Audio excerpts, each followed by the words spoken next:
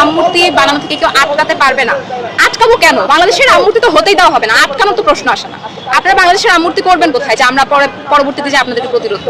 এমন কোনো পরিস্থিতি বাংলাদেশে গড়ে উঠতে দেওয়া যাবে না। বাংলাদেশ মুসলিম দেশ হবে সেটা 47 নির্ধারণ করা হয়েছে। আপনারা জানেন বাংলাদেশের যে স্বাধীনতা, পাকিস্তান থেকে বাংলাদেশ আলাদা হয়েছে, ভারত থেকে বাংলাদেশ আলাদা হয়নি। যে বাংলাদেশে হিন্দুত্ববাদ গড়ে ওঠার কোনো প্রশ্ন থাকবে, যদি কোনো প্রশ্ন থাকে এবং কোনো রকমের জোর জুলুম চাপাতে চায়, সেটা পাকিস্তান চাপাতে পারে, ভারত চাপাতে পারে না। ভারত থেকে বাংলাদেশ আলাদা হয়নি, বাংলাদেশ আলাদা হয়েছে পাকিস্তান থেকে। এবং মুসলিমদের একটা বিভাগ, বাঙালি হিসেবে আমরা আমাদের স্বাধীনতা রক্ষার্থে বাংলাদেশ হিসেবে আমরা আলাদা একটা স্বাধীন রাষ্ট্র গড়ে উঠেছি। সেখানে বাহিরের একটা রাষ্ট্র, বাহিরের একটা দেশ কখনোই আমাদের উপর জোর জুলুম চালাতে পারে না।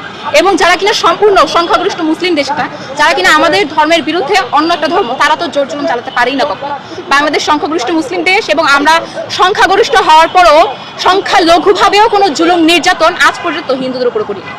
ভারত যেভাবে আমাদেরকে বন্ধুরাষ্ট্র হিসেবে আখ্যা দিয়ে আমাদের মুসলিমদেরকে নামাজ পর্যন্ত পড়তে দেয় না, সেই ভারতের দালালদেরকেও কিন্তু আমরা এখনো বিচারের আওতায় আনি, তাদেরকেও কিন্তু স্বাধীনভাবে বাংলাদেশে রাখতে দেওয়া হচ্ছে। তো সেক্ষেত্রে আমি মনে করি ইসকন এই জঙ্গি সংগঠনের কোনো নেতাকর্মী এবং ভারতের কোনো দালালেরা যদি মাথাচাড়া দিয়ে উঠতে চায়, তাদেরকে অবশ্যই লাথি মেরে ভারতে পাঠিয়ে দেওয়া হবে। বাংলাদেশ কখনোই ভারত হয়ে উঠবে না, বাংলাদেশ কখনোই ভারতের জোর জুলুমও সহ্য করবে না। বাংলাদেশ মুসলিম